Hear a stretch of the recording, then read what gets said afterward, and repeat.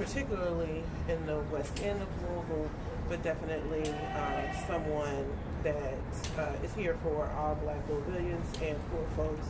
The situation at Dosker is very demanding, and I think my entire frustration is that residents have continued to speak out. There's documentation from residents who have spoke out for years around the living situations here. I mean, the nickname of New Jack City is not cute. It also is very disheartening to hear residents name different things that have happened just because they exist here. That's where I want to name. Everyone deserves dignity, regardless of what your condition is, regardless of what your lifestyle is. You deserve dignity. And the fact that residents are being ignored and are being left out of critical conversations about their living conditions and the necessary updates that could happen because of their living conditions is totally frustrating. Last night, we know that somebody lost their life here, and in our support chats, we got hit up when it happened, what was happening, and what was taking place.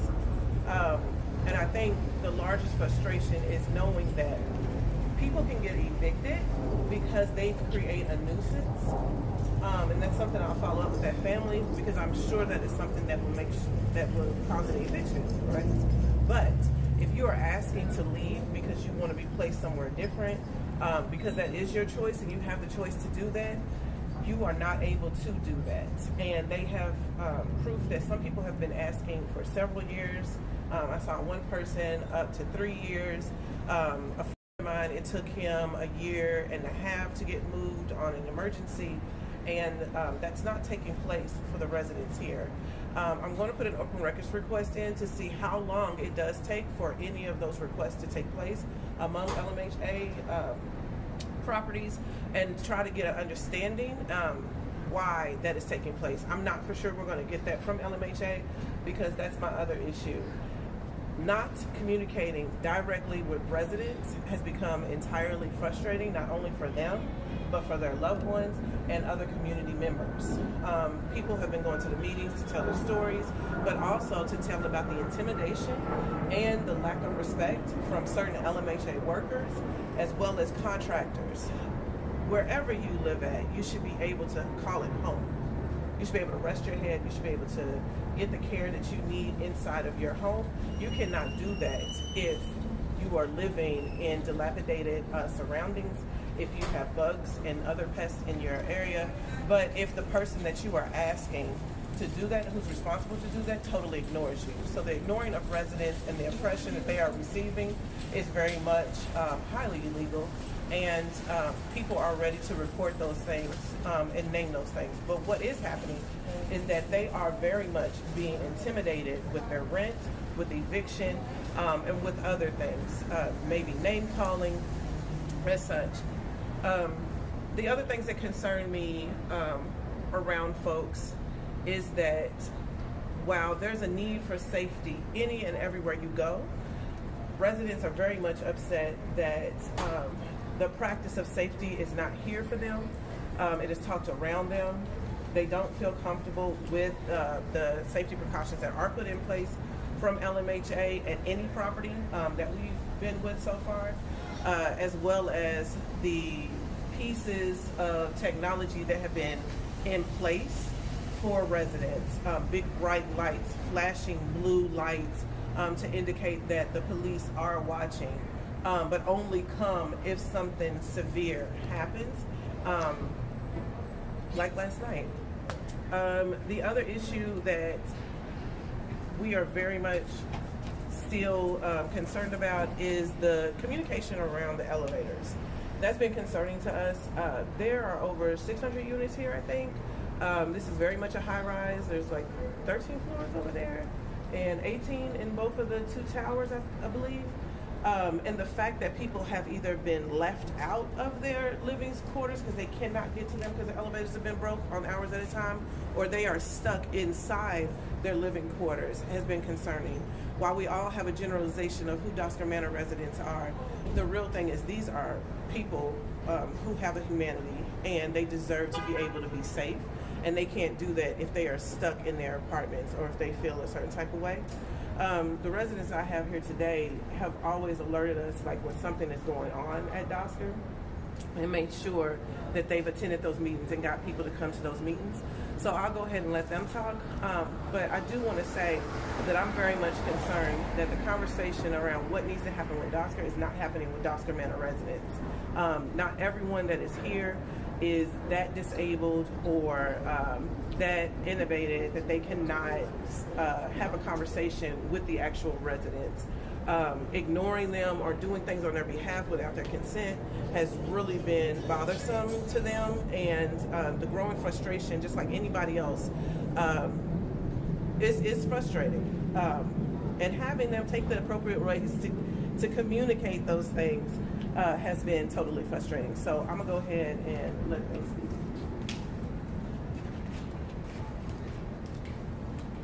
My name is Rosalind Smith, R-O-S-A-L-I-N-D, and I've been living at Dosker Manor almost 6 years now, and we are living in a low poverty place. And I think that Lisa Osonka knows this, and she haven't done anything about LMHA, hasn't done anything. We are very, very much concerned. I don't like my living facility. If we was out in Prospect or anywhere else, out there in the suburbs, they would be willing to do anything and help immediately. I don't like where I'm at, and if Lisa Osonka can do more than what she's doing, LMHA need to get off of their behind and attend to how our living facility is. Thank you. Thank you. My name is Angeletta Johnson. It's spelled A-N-G-E-L-E-T-T-A J-O-H-N-S-O-N. I am sick and tired of the murders, the rapes, the ODs that are going on up here in Dosker Manor. It is time for change. Lisa Osonka needs to step out of office immediately. We are tired. There's no reason why we should live like we're animals. We are human beings, and we deserve respect. We deserve change. It's time. These murders have been going on for years. My granddaughter was a prodigy of a murder, of a shooting that happened here in Dosker Manor on government grounds in a building on the 12th floor. We are tired. We want change. We are pleading to the government officials Andy Brashear, we are pleading to y'all to help us to make change here at Dosker Manor. We are pleading to you all. We are tired. We have shed so many tears up here in Dosker Manor, laying in our beds. Yes, ma'am. Yes, ma'am. We have jumped on beds because of roaches and rodents. Yes, ma'am. I had a cockroach crawled on me the other day sitting in my chair. Yes, ma'am. A cockroach in my apartment on me. That's all I gotta say. Thank you.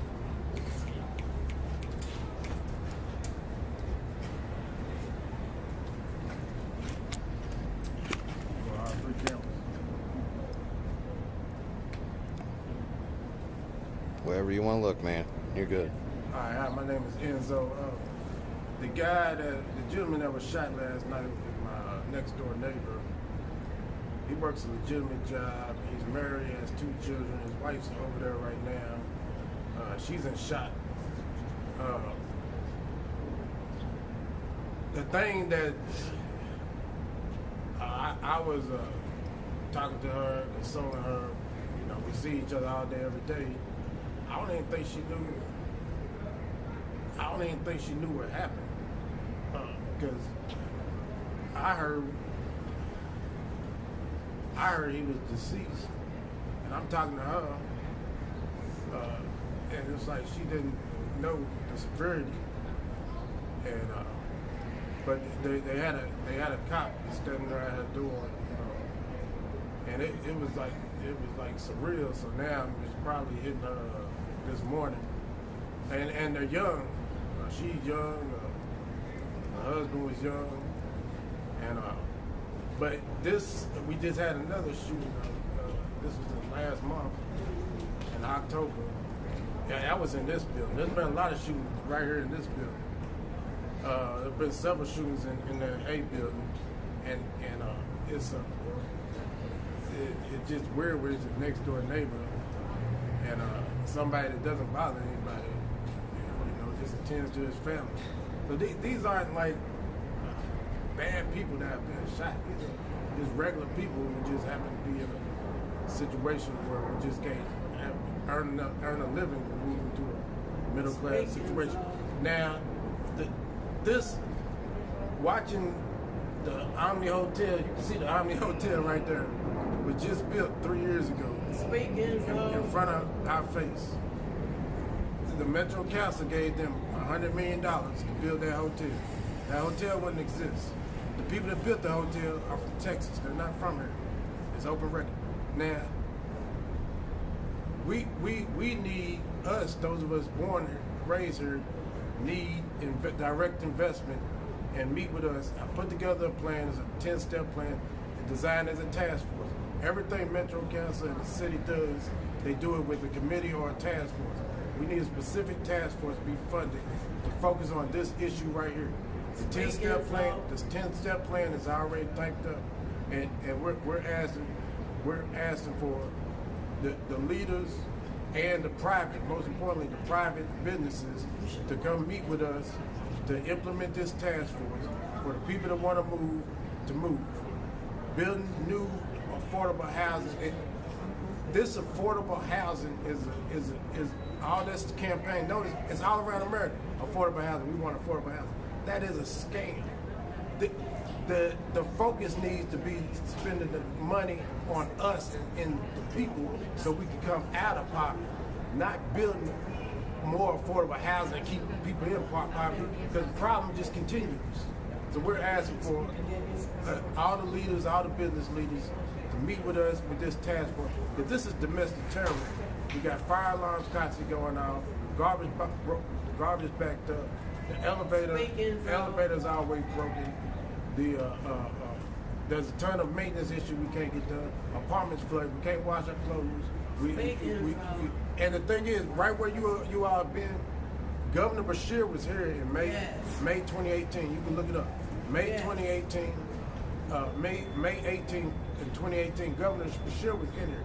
He's very well aware of this place. Governor Beshear knows all the issues with this place. In 2018, we just asked him to install some new washing machines and dryers. We still haven't gotten anything done. Simple. Washing machines and dryers is easy for the governor to do. We haven't even gotten that. Greg Fisher was here. Our entire Metro Council was here. They had a meeting here in the A building. They are very aware of these issues. But just to continue ignoring these issues, I consider it domestic terrorism, leaving people in this situation with no opportunity to get out. We've seen many people die. A lot of people have died over here. This is just the latest. Okay, thank you. Appreciate you. Y'all have any questions for Enzo or anything? He did put some lives up on his Facebook. They're public. If you want to use any of those, he did a great description of what was taking place as it was happening. He's been very good at also keeping up with the elevator piece. We've been trying to keep up with that for over a month so that we can counteract that with the reports that they get at LMHA, because they claim that they're not that bad. But literally, is that one elevator still permanently down? It just has not. No, it works. It breaks back. It's broken back 3 days a week. But it's not only a building, it's all the elevators. We just got our elevator fixed about a week ago. They've been down forever. We went months. And then the maintenance people, they have them cut off, and then we have to wait until all of them get done. I mean, it's just unlivable. And we can't get on. We have to wait until everybody gets done. I think that we should have first priority of everything the way we living in here. Why is it that we can't just demand respect and accountability? It's wrong how we live. It's not right. There's people that's been living here for 15 years. There should be a feasible opportunity for people that's been living here 8, 10, 15, 20 years to be able to move. And if somebody's been living here 15 years, what is the issue? Speaking so, and I want to lift up what they're saying because I think a lot of people want to generalize who people are, and it's easy to do that when you don't live in this position. When you're not trying to when you don't live in poverty, when you're not trying to make it, when you haven't fallen on hard times, when you're not in an episode in your life, when you don't have a disability, it's easy to say something against somebody else. It's easy to be like, oh, it's them, that's not me. And I feel like, I'm trying to make sure I can get some arable pieces out here. I'm not trying to cuss. I feel like there are so many people who are so willing, who know that they are just one check away from feeling like this, who are so one episode away from being on the street, and that's what they think. That is not the case. I do want to lift up, there are resources here in this city that are able to help. People here are underneath oppression, and those resources are scarce, or they are redlined out of this facility and other LMHA housing projects. I want to say that again. People are redlined from resources that can help them, not only at Dosker Manor, but at other locations and on purpose by LMHA staff and contractors. And people have named this, and it is being ignored. So while we saw that Lisa Osanka has stepped down, and while folks know them or whatever, the fact that you still have to contact Lisa Osanka and the people of residents within LMHA, not just Dosker Manor, have asked for her removal. They do not feel like that the representative of LMHA in Lisa Osanka is a representative of them. Yes. And they want a representative of them. Enzo continues to keep telling folks, whether people are listening or not, and like, hear what he is saying. He is asking for a task force made up of the people, made up of residents. Everybody that's sitting out here now, that's hanging on their balcony, waiting for these moments right here, waving at us, they can speak for themselves. Yes. They're not that disabled that they cannot speak. They're not that disabled that they can be ignored. Speak, Chanel. People keep saying, what if it was your grandmother? It is somebody's grandmama. That's true. It is somebody's granddaddy. It is somebody's uncle and auntie. Somebody's mother. Somebody's daughter. And they are worried and they are concerned, and you should not have to live with this type of worry and concern every day. That is why Louisville knows that racism and fascism is a health concern here in this city, led by the mayor. Yes. The person that is over LMHA as a federal entity is the mayor. And while he has put certain people into certain positions out of his office, we know who our mayor is, and he is a developer. Anything that looks good in the pockets of other developers in this state and outside of this state, he is all for it. And they have not addressed those things. I want to name and give him his props that he has been lifting up that nobody else says. That Omni is built with neighborhood funds that could especially went to any of these projects underneath LMHA, but they do not. He has named over and over again that that $40 million should be used for the steel crisis needs that we have. That is ARP money. That is what that money was for. That is what that money was for, due to COVID. If you don't think things have intensified, they have. Just because it's a nice, pretty day outside doesn't mean it still don't smell like shit. Speak, Chanel. And that's exactly what is happening here in this city.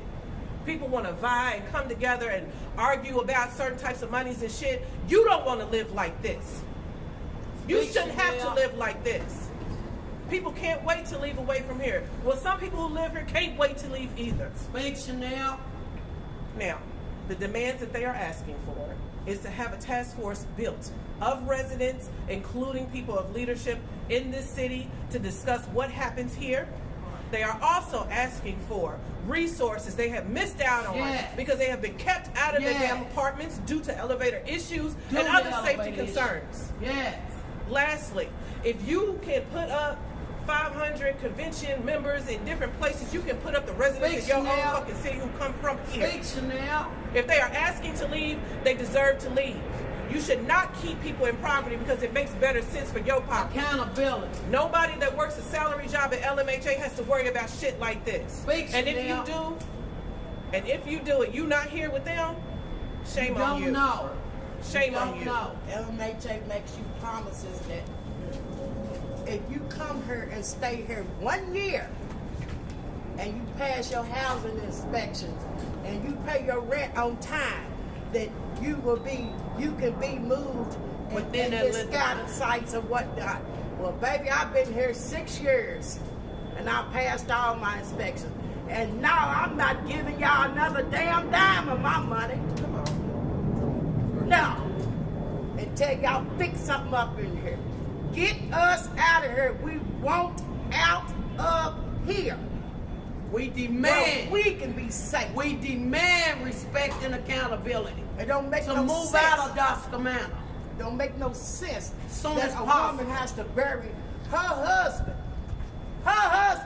and got 2 kids. These kids have got to go through the holidays without their father. Sickening that LMHA don't care about none of us. None of us. They got raises, 2%, 10% raises. What did we Speak, get? Angie. What Speak, did Angie. we get? We ain't got nothing. Speak, Angie. We ain't got nothing. Nothing. Elevators are not fixed. We nasty stairways. Speak. That's what we get. We get rodents. We get spiders and everything. That's what they give us. Speak, Angie. But they driving around in these nice fine cars. They laying peaceful in their bed. But this is a battleground right here. A battleground. We want out. Anybody in here that wants to be out of here should be able to move with LMHA fundings.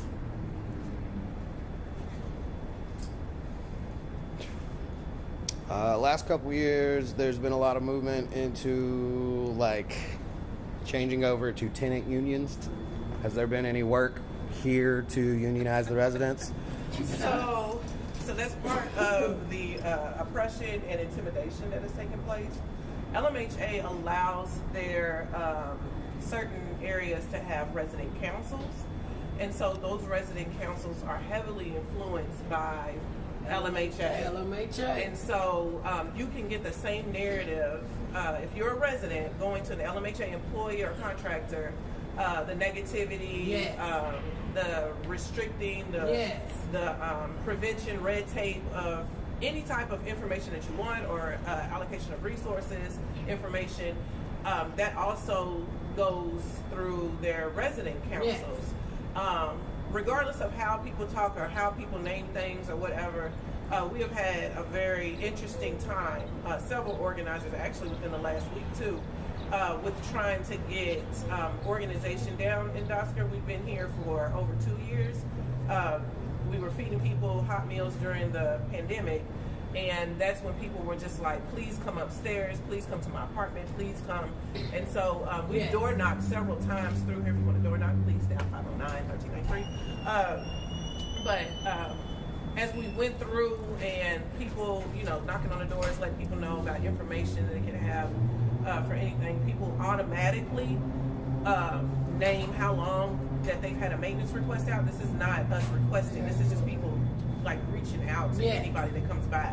Look at my door frame, look at my closet, look at this, look at that. The fixtures in people's apartments, I have not seen for a long time. I'm sure they're older than me.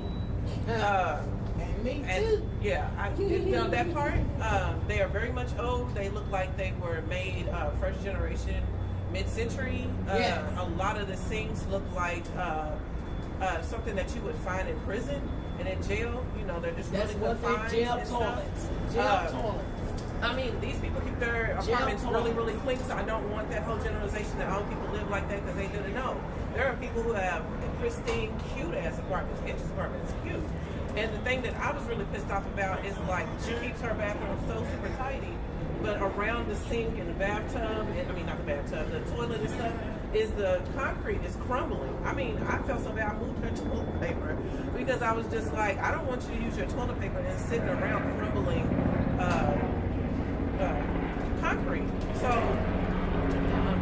after we got here, we were told on our first initial visit that we needed to speak to the resident council, that we could not interact with residents here. And I was like, that's funny because the residents called us. And I'm like, we are here because they want this type of support or help, and we couldn't get in. So we talked to the resident council and he was all down for it. And so we were then able to do that. But ever since then, there has just been a real unsettling attitude at the way people are naming they want to help the residents and then not get that information. We even came with a councilman over this area, Jacory Arthur, who has been like jamming down some of the dopest housing justice ordinances. Yes. I mean, the boy don't lose. And you're willing to tell the person that is the council person that you cannot come on property. This has also happened to Councilwoman Hawkins, to Councilwoman Hawkins down at Riverport. And it's just like, what are you doing? The residents are asking for this. Do they need more information about the resident councils? Do they need more information about what tenants unions look like? Yes. So Yes. we've been supplying that information to them, just literally pulling it up, literally telling them what it is, literally telling them, you know, what it looks like to organize. Also the federal law that says you cannot intimidate people who are organizing for housing justice. That's right. Because it's totally illegal underneath the Fair Housing Act. Last week we came here to like let folks know that they can enjoy the culture of going down to the African American Heritage Center that a lot of folks from the West End and black folks do just because early voting and just having that voting culture. And they prevented us from making that announcement through 5 different organizers each time. It took one of our drivers to lie and say that he was from LMHA for her to even stop what she was doing to make that announcement. And people really did enjoy coming out and wanting to go get that free ride and go vote. They deserve that. That's a right. You cannot deny people to organize on their rights. And that is what is taking place here. I really feel a certain type of way because that shit is totally highly illegal, and they're doing it every single day in different locations, especially in these senior homes, especially with people who are speaking out. And no, we have not had anyone since we have been organizing, that was back in August, that heavy organizing, get intimidated because they've been organizing. No one has. That has stopped.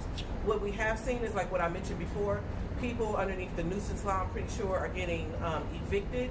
But if they have asked to be moved, they have not. Since we have been putting pressure on the board meetings, which have increased population of folks attending and stuff, we have seen some people get moved. So that is picking up. But we're asking for that right now. Like, there should not be somebody who made a request 3 years out to still be in the same place that they are at. Yes. Especially as a disabled person who receives state funding or who receives federal funding for their income. Like, that's just a really huge disjunct. And if it is such a problem, why are we not having a larger conversation about that? Yes. Because these little meetings that y'all keep having in these back doors or, you know, through whatever protocol is taking too long, and people are losing their lives. I think since we've been here, and I don't know, I just know like what they tell me, there have been over 16 people who have died by different means through this place. They really have. And I just don't understand what the culture is for LMHA to name that. You're able to put on somebody's door, oh, hey, you know, we're getting ready to spray for your apartment. You need to move everything out and don't come for 2 weeks. She had her stuff bagged up waiting for 2 weeks, and she does every time. But when it's time to get somebody thrown up out of here, you're right there the next day. That's right. That's right. So those are some things that we want to look into and kind of build some data around as well. No, it is very hard to organize any type of pieces through Dosker Manor specifically. Other residents, we have been able to organize folks, and they've been able to organize themselves. Good. Questions, you guys? Yep. Y'all good? Folks will be turning out for the next LMHA residents meeting, and we'll continue to go there until their demands have been met. Lisa Osanka fully removed from all LMHA pieces. They want a task force to be included in the conversation around what is happening with them. Also looking towards what immediate moving necessities need to happen.